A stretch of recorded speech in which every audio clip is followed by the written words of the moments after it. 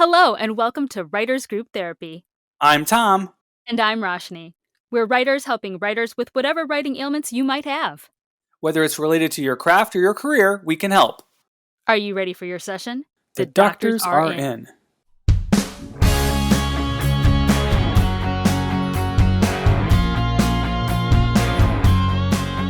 Tom, I'm so excited. Today we have a very special guest.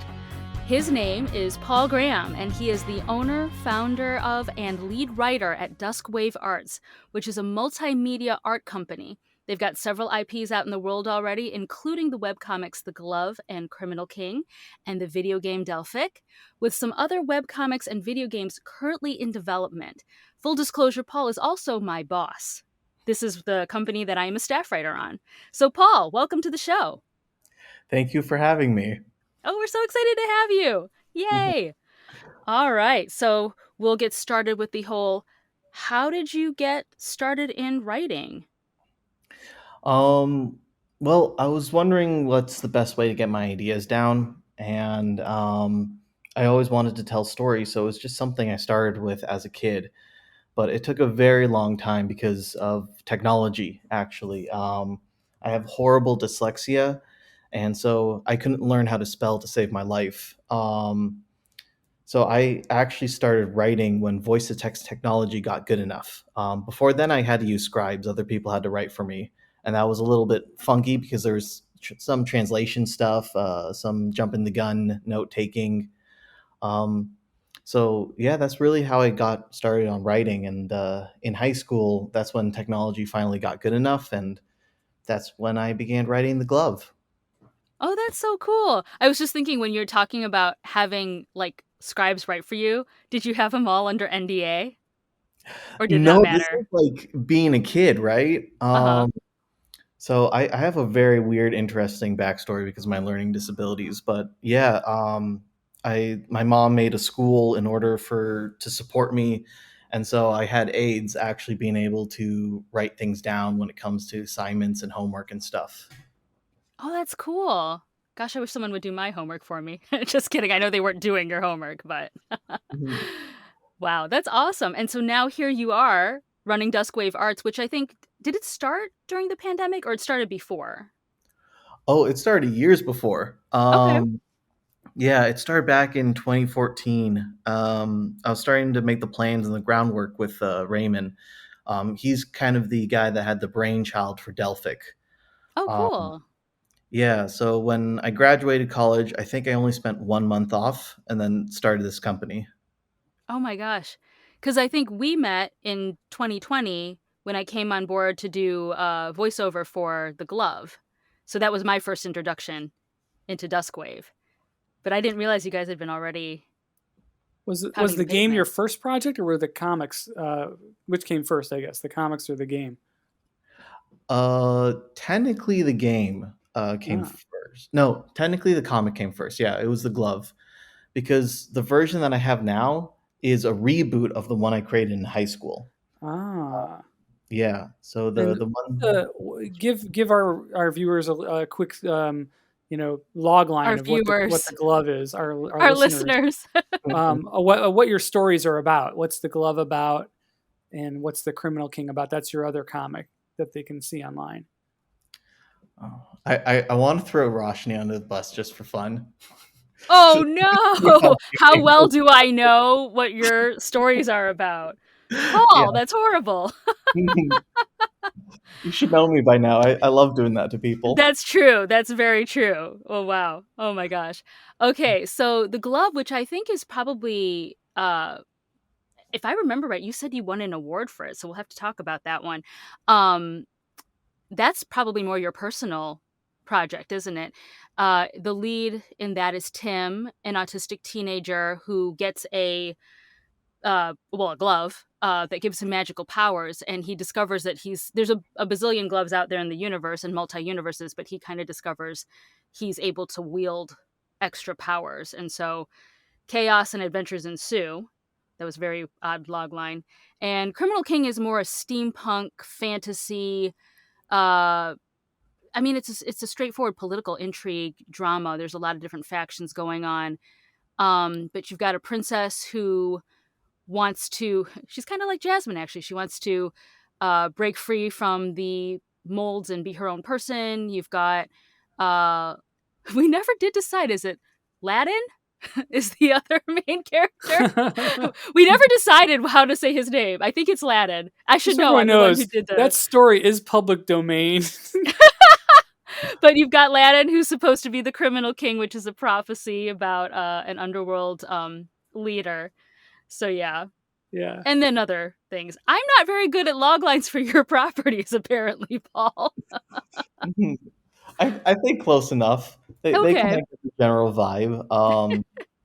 Yeah, just the gloves are extremely rare in the glove universe. Actually, I think there's only like 6 of them, and there's just a few realms, but the audience doesn't know how many realms there are. No, wait, we said it back in like issue 4. Yeah, there should be like 6 or 7 realms.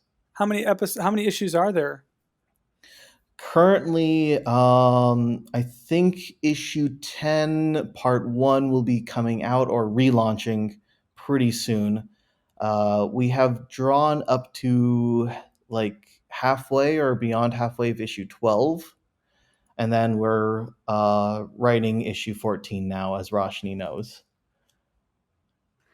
So I Cool. feel like me asking this is a loaded question. I don't know if you want to ask it, Tom. But you run a writer's room, and I know you've had many writers come through your doors. How do you pick people for your writer's room? Um, so I kind of look at a little bit of their pedigree and not too much of like, oh, have you have writing experience? Sure. And then I bring them on board. But besides that casual way, I try to find, good dynamics, right, with me and them and the team. Um, it's been kind of changing over time, but I try to find people who have at least some experience or some kind of knowledge to have ability to analyze fiction, right, one way or another. So that can be as simple as a course that they took or etc. Since usually I start off with a bunch of new writers. I think, Roshni, you're like one of our most experienced ones. Oh, wow, Besides, that's not saying much. I don't feel very experienced at all. Thank you. I appreciate that. I will discredit that statement because I am editing her 4th novel, so she is a very prolific writer, actually, since she's writing those every year, it seems. I know. I'm trying to catch up. I like how she does such a good job with the audiobook as well. Oh, thank you. You're welcome. Still somewhere on like I have 3 hours left of book 3.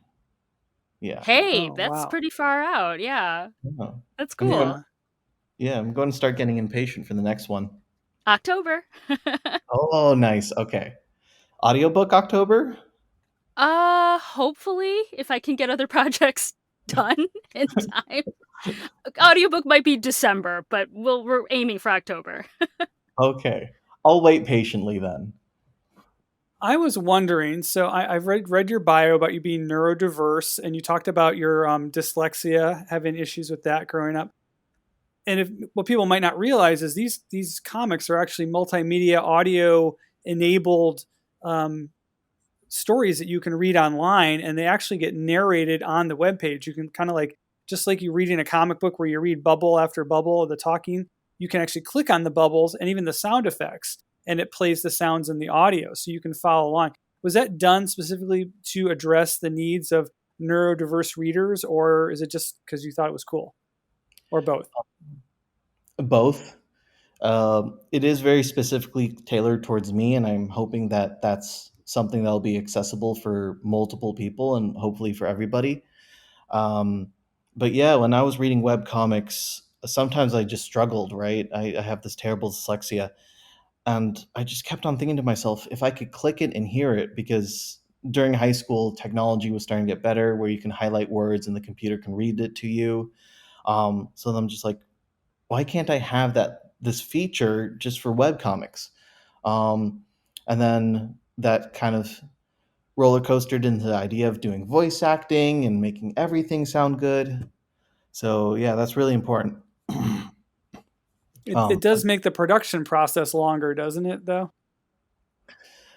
it does and doesn't at the same time, because we've figured out, I think, interesting ways on how to make it work and stuff. What took the longest time is optimizing the technology, because we our technology was very unoptimized, and now it's better, and hopefully going forward it's going to get better and better and better. It's pretty unique how you have it set up to do that. Do you have any like patents or anything on it, or is it just off the shelf kind of stuff other people created? I don't know if anyone can answer this, but we did hire a company to make it, so we're the owners of it. I don't Oh, know any official patents or anything like that. well, maybe you should. No, I'm It's really trying. cool though. Yeah, it's very Yeah, cool. I didn't even know that. That's awesome. Wow. yeah, That's we really had to. cool. We were jerry rigging. What was it? Not Webtoons. We were jerry rigging some kind of template, Weebly, I think, and it Okay. just was not working. The loading times were way too long, so we just had to build something from scratch, from the ground up. That's awesome. Because I don't really go on Webtoons a lot, but I don't think it has an audio feature, right? I heard they might have background music, but we're really hoping that they don't try to piggyback our idea and that we can patent this. No, that we know what Paul's doing right after this call. He's like, "Hey, Raymond, so patent." Now, so let's kind of delve into a different. Well, actually, no, go back because I want to talk about how the glove got started. Because I remember you and I talked off podcast, and I thought you said that the reason it got started was because you had won an award, correct? No. I don't Okay, think I won an award for it. I'm sorry. what did I? Where did that come from then? Probably came from something. I'll try to figure it out in the future. Um, but I know that I came up with the glove actually when I was really, really young. And my cousin did draw a comic of it, and I lost it, which breaks my heart. But yeah, I think I was like maybe 10 or 12, probably younger. Yeah, I still have the original glove somewhere. I used to pretend this glove gave me superpowers. Um, and then kind of had the idea, fade into the background. In high school, that's when I brought it back from the ashes. I had better understanding of what it meant to be autistic and stuff, and I was figuring that out. So I'm like, hey, why not make this into a video game? And then my mom said, that's not really plausible right now. Maybe a comic book. I'm like, okay, I'll try that. Speaking of video games, because you guys also did do Delphic, and I know you're working on other properties. That's very different styles of writing. And I know there's two different teams, but like, wow, you know what I mean? How'd you decide that this was a good idea to go into video games and the comics because it's so different?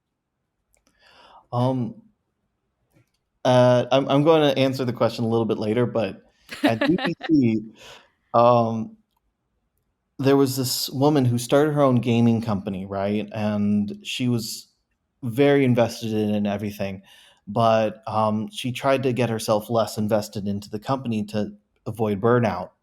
Um, and what she did was write comic books. So apparently, video games and comics is not really that far apart for some reason. And I don't understand the logic of it either.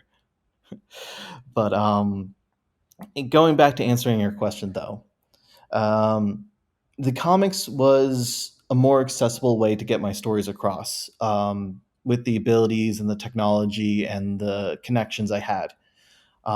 I just knew my end goal was to make video games, right? That was the big thing, because I think that's the pinnacle of writing. Um, so I didn't really know how to do it. I was just going to figure it out going through fire like I did with comics.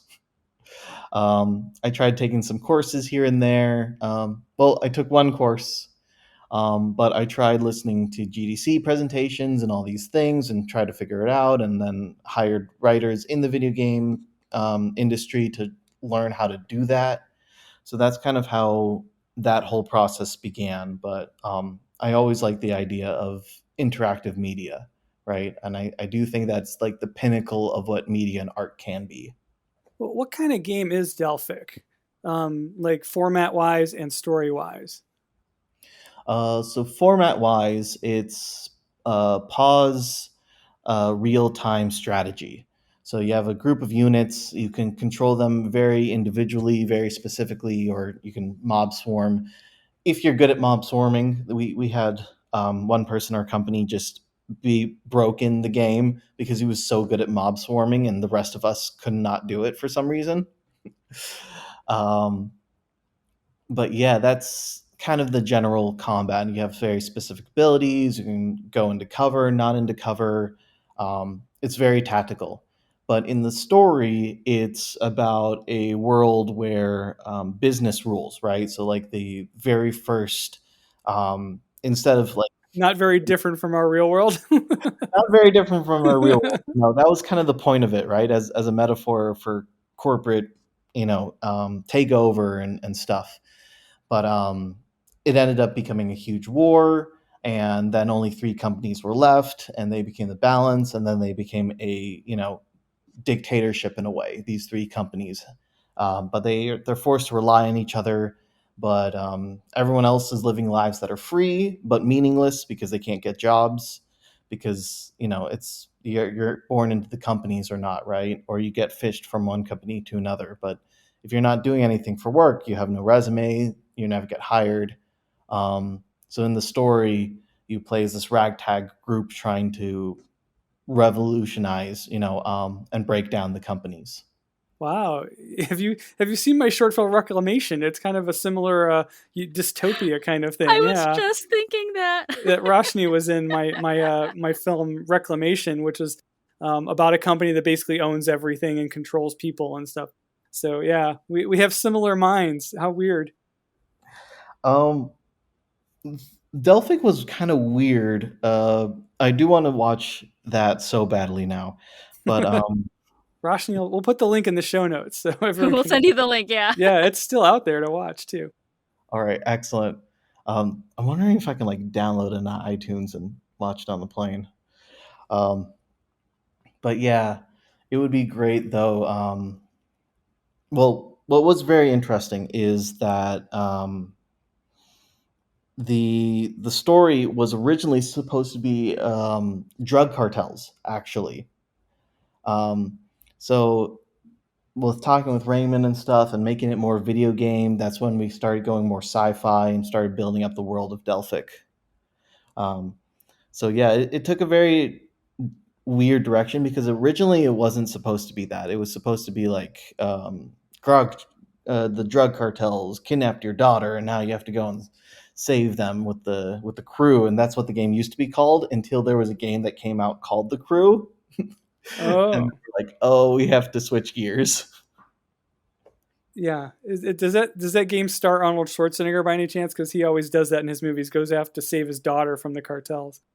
So I thought that was Arnold. Liam Neeson. Well, him too. It could be any of those guys. Yeah, Yeah. Arnold, Liam. Cool, but sounds like fun. The game is out now. It's available, or is it still in development? It's an early access. I don't know if I should say this, but I'll risk it anyway. um, it was it didn't do very well, so we shelved it. So Ah, we were planning on finishing the game, making the game. We got it out in early access. We're like, okay, we'll work on it for a little longer, but it just was not well received, and we just pivoted and switched gears. I've been there. I got a game out there that's kind of languishing myself right now, and you have to decide whether you're going to put the investment into continuing to develop it, or go on to another project, or come back to it later. That yeah, I've I been mean, you there. never know, though. The market, it might not be what the market wants at that point, but maybe in like 4 years they're into that kind of thing. You know what I mean? Like, it's hard to tell, Well, I I think. actually it was my first game, and my developer actually said, yeah, your first game is probably not going to do real well because you're still learning, and it's just like writing. Your first script always is horrible. Nobody gets a deal on their first script usually, so it takes you a while to get into it and understand not just what your game is supposed to be in the story, but how the players are going to interact with it and how they're going to get involved in it and want to keep playing it. Where the concept was great, we had this great concept for a game. Our execution, we had a few too many, issues with it that it kept people from staying with the game. it wasn't, it doesn't mean that the game idea is not a good one. It's just you have to, be able to approach the players properly. Yeah. Yeah. So And I know anyway, that on that note, but also, Paul, I know that you're managing multiple teams and you've got teams overseas. How on earth? How many teams do you have? You've got narrative, you've got the game development. Do you have any other teams that I'm not aware of? The list is long. Yeah, you're like always in meetings. Like, I mean, how do you, because you own the company, but you're also basically, in TV terms, the showrunner on at least, every IP, which we've got the 2 out right now. And then I know you're developing like what, 3 more on the comic side at least, another game, so you're show running multiple things. How do you do it all? How do you manage all that? I have a lot of support. That's the only way I can do it, right? Because each other team has their own leaders. As you know, even though I'm the showrunner for a lot of narratives projects, right? I have Marshall as the lead for the narrative team, right? And then that's very different departments and functionalities. I actually didn't want to be CEO. That was a position I had to take, Hmm. right? Because I was one of the founders of the company. Um, but it's a lot of support, getting a lot of really good people, right? Because you got Micah, who's the producer, and she's basically the lead of the gaming. You got Wolf, who is doing the audio, and he's part of the audio department. The audio department is a separate department, even though it works with the comics and the games and everyone else. So we have a lot of overlap, and I think that's a strength in a lot of ways. Um, yeah, we have Ralph and Mars, who's kind of in charge of almost everything. Um, Arma, who's in charge of the comics now. And that is kind of different from narrative because narrative is focusing on storytelling, but the comics division is also taking care of talking with August 99, not just the artists of the comics, but August 99 are the people who made the website. Oh, okay. Um, yeah, so she's in charge of talking to them, communicating with them, making sure that the website is operational, it's good, and it's being developed further and further. There's constantly updates on the website. I think every few weeks, months, 1 week, it's up there. Um, so we have about, I think, 5 different departments in Oh, the company wow. as a whole. Yeah. Um, yeah, comics, narrative, Mancom, which we really need to change the name of, audio, gaming. Yeah, I think that's where Amazing. all. did the name Dusk Wave Arts come from? Oh, I just love sunsets. Aw. Yeah, and for me, they were always triggering of something mystical and important, right? And I'm just like, that's what I want, our IPs to be about, right? Is that sense of understanding and greaterness, right, and inspiration. So that's kind of where the name came from. It used to be Beyond Ready Arts, but that's a mouthful, and so we changed our company's name to Dusk Wave Arts because it was a lot easier, and it was literally the point of the name. That's awesome. So, what is coming up for the company that you're able to talk about? Because I know there's still some stuff in development. All right, I'll pick my words carefully. Um, we paused our big game that we are making next. We're going to go back to that for sure. That's Stuck in the Present. Um, yeah, psychological horror. It was going to be really cool, but we're pausing it. We're going to get back to it. But in the meantime, we had everyone in the company pitching ideas, right, for a 1 year development. Um, so that means currently we have one idea that everyone estimated would be the best idea to make in that 1 year time, and we had another idea that was second tender. So we're taking a really close look between the two, and we're then going to pick, I think tonight, which game we're going to be making for the next year. Cool. And on the comic side? On the comic side, I'm just going to say JK for now, Rashni, as you know. No Um, worries. yeah, but we are trying to do a new development motto. Uh, going back to the core of making games, right, is like fail fast. So we're finishing up making a pitch to people, the public, investors, so on and so forth, to support our new comic JK, which is aimed more towards kids. Um, and then the narrative team, as Roshni knows as well, we're um, trying to finish up on solidifying the glove and Criminal King so that everyone knows where my wild head is going. But we're also putting down IPs that will be either future games, future comics, or both. Very cool. And if people want to find Dusk Wave Arts or the comics or the games, where do they go? So there's our website, duskwavearts.com. But the biggest thing for the comics is comics with audio. That will take you to all of our 2 comics so far.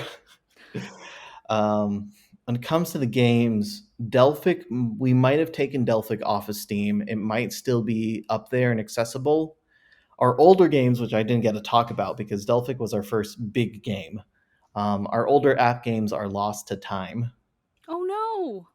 Yeah, we did not renew them on the Apple Store, but hopefully Save the Runner, our first game, and I think like one of the best things we've ever made, even though it's really dumb and simple. We might make a remake of that, so we'll see how that goes. Very cool. Awesome. Well, thank you so much for joining us, Paul. This has been great. I've been enjoying it. Thank you so much for having me. Yeah, thanks for coming on the show. Awesome. So for all of you guys out there, make sure you check out Dusk Wave Arts, and we will see you in a few weeks.